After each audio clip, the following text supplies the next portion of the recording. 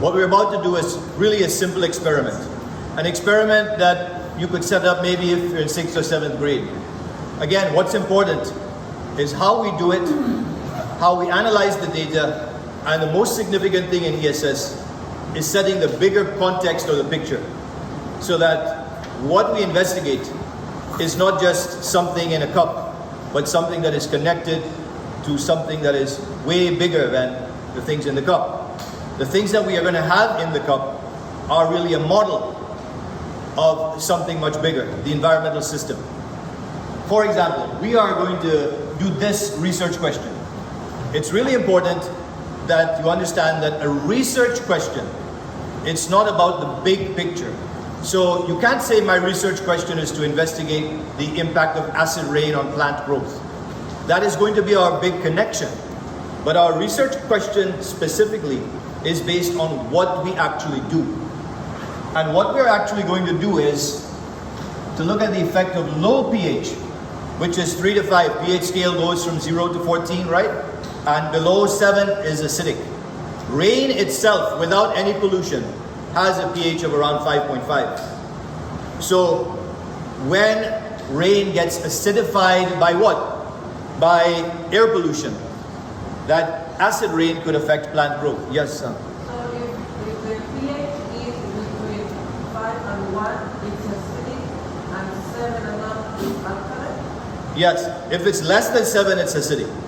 But we are going to go below 5 because rain itself is already 5.5. So we're going to go below 5. Now, how you get a solution to go below 5? We could take vinegar, which has already got a pH of 2.4, and understand the chemistry behind it. It's not so relevant for you guys.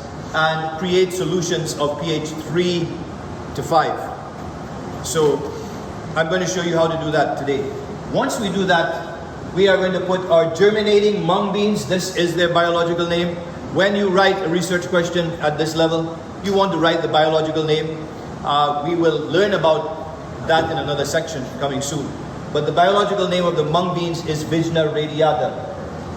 When written by hand, you are supposed to put the first name with capital letters, uppercase, and the second name in lowercase, and underline both of them. If you're typing, you have to put both in italics. That is accepted scientific procedure for writing the biological name of something. And we're going to look at how many seeds grow in each pH, and then their post-germination growth. We're going to measure the young root with a ruler and the young shoot with a ruler for the next couple of weeks. So we're going to get a lot of data. How is that connected to the bigger picture, which is really, really important in ESS?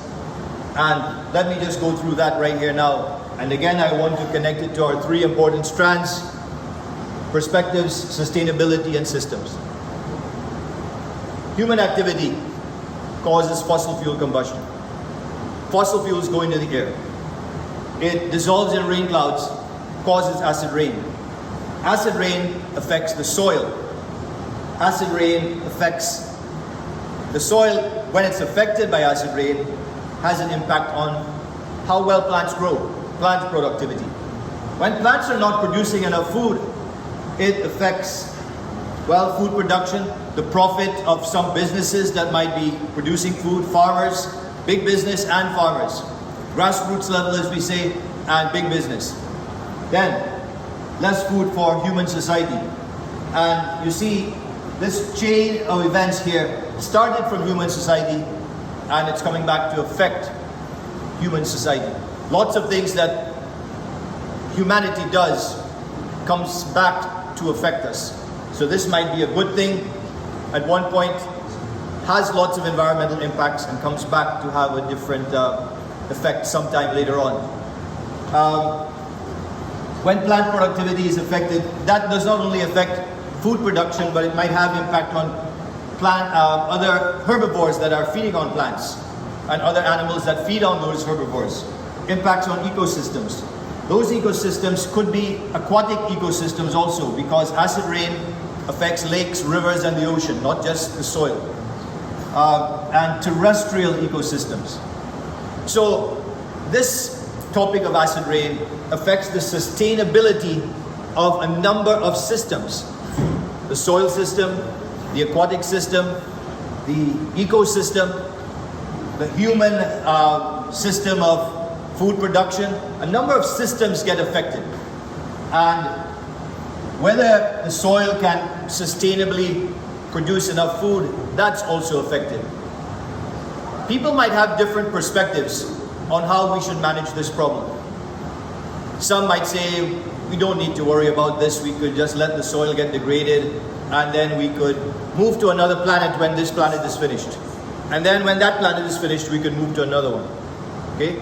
Because we've got the technology and all of the advanced ideas and whatnot. I don't know if any of you would agree with that perspective. Anybody likes that perspective for themselves? Okay. Most people want to, let's find a way to fix everything and clean it up and let this planet sustain everything. Okay? So there are lots of different perspectives. And these are the three things that always inform what we do. One more diagram I have here. Let me leave this diagram open for anybody to comment on. Anybody wants to share what this diagram means? I put biotic, abiotic, and human activity. Any? Yes, Adam? Abiotic is stuff that's not alive. Right, correct? So machinery. Biotic is natural life. Right. Well, machinery, that's correct, but the soil actually is abiotic in the sense that it's not alive. The rain and the rain clouds and the acid rain, all of that is not alive. But it affects plants, which are alive. And when it affects plants, that affects human activity, food production. When human activity happens and that causes air pollution, that affects the soil, which in turn affects plants. So there's this connection here between human activity, non-living environment, the living components of the environment, and the non-living components of the environment. And this presentation here on this whiteboard, the reason I'm recording it is because it's very useful. Because here's the thing. This is what makes this class different from biology, or from chemistry, or from physics. Because everything that we do, we can't do them one topic at a time. Because in the end, they're all going to have to be connected. Okay? And the questions that you'll have to answer, they all have to be connected. What I just spoke about pretty much is what we will call the strategy. How the research question connects to the big picture. Right? Just a minute, Ethan. And now I've outlined the method for you there. You're going to implement that method, collect data, evaluate data, write up a report that is about 3,000 words long max. Okay? And it's got to have, it cannot look like a little project in 6th grade, 2 pages with a few pictures. Otherwise, your score is going to be 6 or 7 out of 30. Okay? So I suppose it can look like that. But I would not be happy if and you would not be happy if you do it like that. So that's why we want to get formative feedback, go through it one step at a time, and get it done. So you've gotten the procedure there, you guys. Okay, we're going to focus on you guys setting up. I've given you this method already.